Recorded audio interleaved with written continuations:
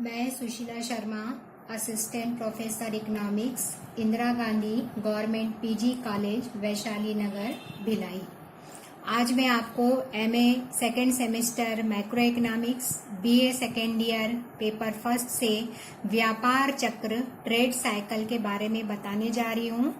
सबसे पहले हम यहाँ पर देखेंगे प्रस्तावना। इसके अंतर्गत हमको व्यापार चक्र में इन बिंदुओं का अध्ययन करना है। व्यापार चक्र का अर्थ, व्यापार चक्रों की विशेषताएं, व्यापार चक्रों के प्रकार, व्यापार चक्रों की अवस्थाएं, व्यापार चक्रों का नियंत्रण। तो अब सबसे पहले हम देखेंगे कि व्यापार चक्र का अर्थ क्या है। व्यापार चक्र को पूंजीवादी प्रणाली का एक अंग माना जाता है। चक्र शब्द से तात्पर्य अनियमित घटनाओं के एक निश्चित क्रम से है जिसकी पुनरावृत्ति होती रहती है। जब यह पुनरावृत्ति व्यापार के क्षेत्र में होती है तो इसे व्यापार चक्र का नाम दिया जाता है। सामान्य अर्थ में आर्थिक उच्चावचन चक्रीय समृद्धि एवं मंदी की घटनाओं का प्रतीक है। व्यापार चक्र में कुल रोजगार, कुल आय, कुल उत्पादन तथा कीमत स्तर में लहरों के समान उतार चढ़ाव होते रहते हैं। इस संदर्भ में कीन्स कहते हैं कि व्यापार चक्र का निर्माण ऐसी अवधियों से होता है जिसमें पहले अच्छे व्यापार के साथ कीमतों में वृद्धि होती है तथा बेरोजगारी का प्रतिशत नीचा होता है तथा इसके बाद की अवधि में बुरे व्यापार के साथ कीमतों में गिरावट होती है तथा बेरोजगारी का प्रतिशत ऊंचा होता है। अब हम देखेंगे व्यापार चक्रों की विशेषताएं। इसकी निम्नलिखित विशेषताएं हैं।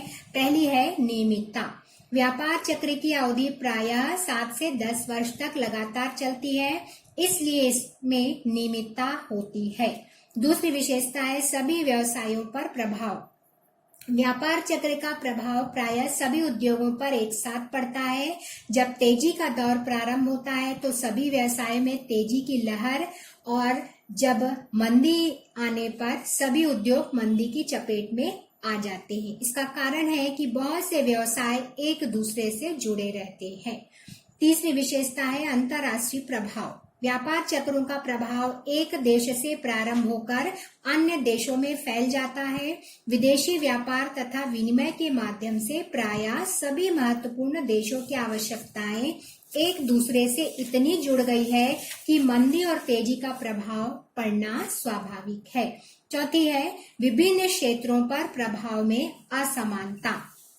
व्यापार चक्र सार्वभौमिक एवं सब व्यवसायों पर प्रभाव डालने वाले होते हैं, परंतु ये आवश्यक नहीं है कि सभी उद्योगों और सभी क्षेत्रों में इसका प्रभाव एक जैसा हो, यानी कि इसमें असमान प्रभाव होता है। अगली विशेषता निरंतरता। व्यापार चक्र निरंतर गतिशील होते हैं और एक साथ अनेक चक्र कार्यशील होते हैं, परंतु यह चक्र स्वतंत्र रूप से काम करते हैं। अगली विशेषता समृद्धि और अवसाद में संबंध। व्यापार चक्र की दो अवस्थाएं समृद्धि और अवसाद में गहरा संबंध होता है।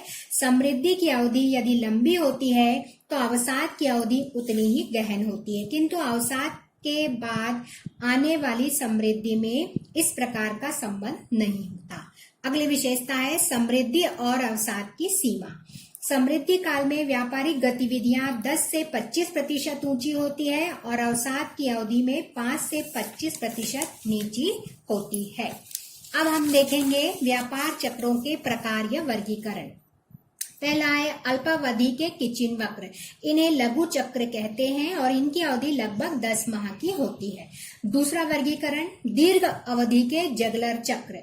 फ्रेंच अर्थशास्त्री क्लीमेंट जगलर द्वारा प्रतिपादित किए जाने के कारण इनका नाम जगलर चक्र पड़ा। उन्होंने बताया कि तेजी, मंदी तथा आर्थिक संकट आकस्मिक घटनाएं नहीं है, बल्कि इनका एक निश्चित क्रम है जो कि लहर की भांति गतिशील है और इसकी अवधि 9-10 वर्षों की होती है।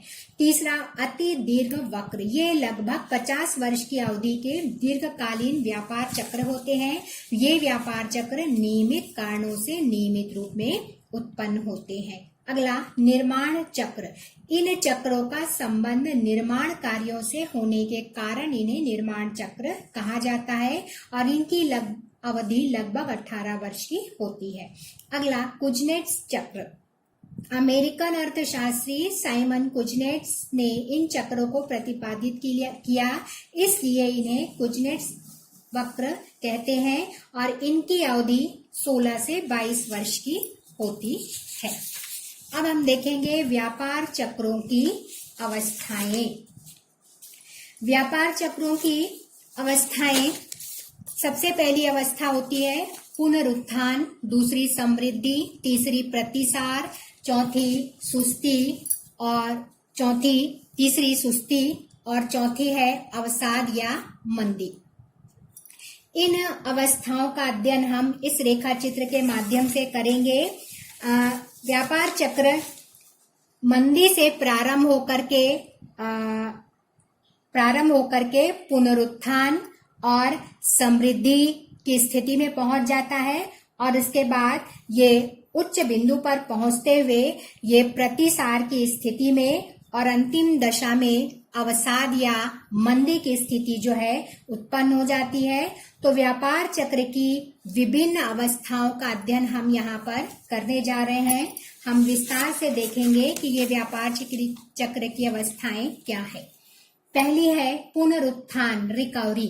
व्यापार चक्र की अवस्था को हम पुनरुत्थान से शुरू करते हैं, जो कि मंदी के बाद प्रारंभ होती है और इसके प्रारंभ होने से व्यापारिक क्रियाओं में सुधार होता है।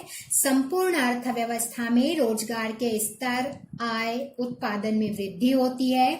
बढ़ते लाभ के कारण उद्यमी पूंजीगत वस्तुओं में विनियोग बढ़ाते हैं। चारों ओर आशावाद की लहर फैल जाती है। यह संचयी प्रक्रिया समृद्धि को जन्म देती है। दूसरा है समृद्धि। इस अवस्था में उत्पादन, मांग, रोजगार, आय उच्च बिंदु पर होते हैं। व्यवसाय में तेजी से विस्तार होने लगता है, कीमतें तेजी से बढ़ती है, लाभ की दरें ऊंची होती है और इसी कारण से उत्पादक विनियोग तथा उत्पादन में वृद्धि करने लगते हैं। नए उत्पादक व्यवसाय के क्षेत्र में प्रवेश करते हैं। फलस्वरूप अधिक पूंजी का निवेश होने से अधिक लोगों को रोजगार, क्रय शक्ति में वृद्धि और इससे उपभोक्ता वस्तुओं की मांग में वृद्धि होती है, जिसकी पूर्ति के लिए औद्योगिक इकाइयों का विस्तार किया जाता है। यही समृद्धि की अवस्था है। यह उच्च बिंदु पर पहुंच जाती है। तीसरा है प्रतिसार या सुस्ती। उच्च बिंदु से नीचे की ओर जाने वाली प्रवृत्ति प्रतिसार को जन्म देती है। प्रतिसार का क्रम कुछ इस प्रकार प्रारंभ होता है।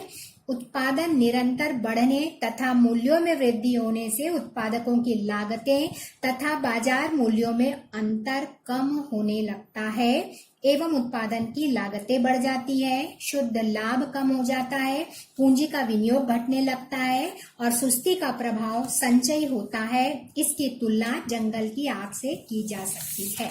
चौथी अवस्था है अवसाद की अवस्था। प्रतिसार अंत में जाकर के अवसाद की स्थिति में बदल जाती है। व्यवसायी निराशा का अनुभव करने लगते हैं।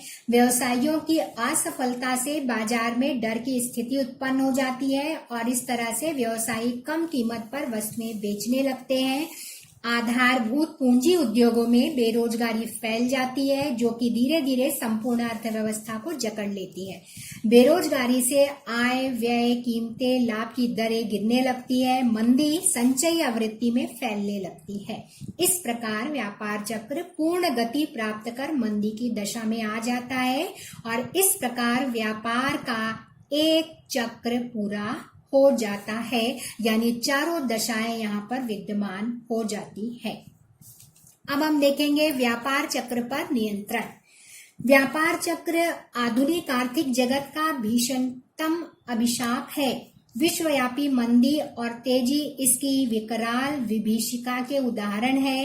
अर्थव्यवस्था में उत्पन्न होने वाले ये चक्री उतार चढ़ाव अर्थव्यवस्था में भीषण आर्थिक अस्थिरता की समस्या उत्पन्न कर देते हैं।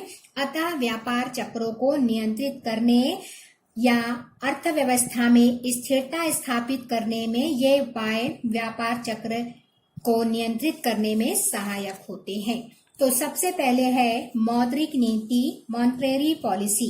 मौद्रिक नीति के अंतर्गत वे सभी उपाय आते हैं जिनके द्वारा केंद्रीय बैंक साख मुद्रा को नियंत्रित करता है।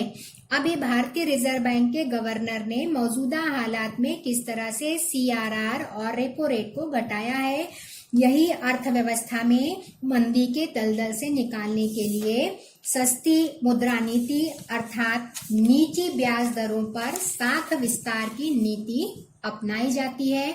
और इसके विपरीत अर्थव्यवस्था में तेजी के समय स्फीति को कम करने के लिए महंगी मुद्रा नीति के माध्यम से साख की मात्रा को बढ़ने से रोका जा सकता है। दूसरा है राजकोषीय नीति, फिजिकल पॉलिसी। राजकोषीय नीति में सरकार मंदी और बेरोजगारी के निराकरण के साथ साथ स्फीति की समस्याओं को हल करने में महत्वपूर्ण भूमिका अदा करती है। मंदी काल में सरकार सार्वजनिक व्यय बढ़ाती है तथा कराधान नीति में परिवर्तनों के माध्यम से प्रबल रूप से राष्ट्रीय आय, रोजगार, उत्पादन और कीमतों को प्रभावित करती है। मंदी के दौरान सार्वजनिक व्यय में वृद्धि के द्वारा वस्तुओं और सेवाओं की मांग बढ़ती है और गुणक क्रिया के द्वारा आय में वृद्धि होने लगती है। तेजी काल में सरकार सार्वजनिक व्यय कम करते हुए कुल मांग, राष्ट्रीय आय, रोजगार, उत्पादन, कीमतों अथवा मुद्रा की मात्रा को घटाने का काम करती है, अर्थात सरकार स्फीतिकारी एवं अविस्फीति दबावों को नियंत्रित करती है।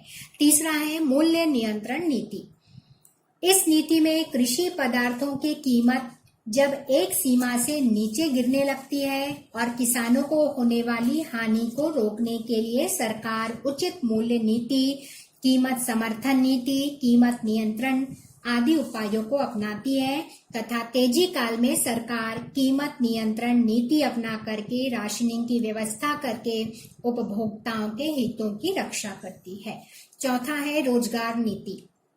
मंदी काल में बेरोजगारी दूर करने के लिए सरकार कई प्रकार के प्रयास करती है। इस संबंध में नीतियां बनाती है और बेरोजगारी भत्ते आदि की सहायता भी अलग अलग राज्य सरकारों के द्वारा दिया जाता है। तो इस प्रकार से हम उपयुक्त विश्लेषण के आधार पर ये कहा जा सकता है कि व्यापार चक्र एक जटिल समस्या है। व्यापार चक्रों में होने वाले उच्चावचन को नियंत्रित रखने के लिए सभी नीतियां जैसे कि मौद्रिक नीति, राजकोषीय नीति, मूल्य नियंत्रण नीति, रोजगार नीति, इनका एक साथ प्रयोग करते हुए व्यापार चक्र की विभीषिका को बहुत हद तक कम किया जा सकता है।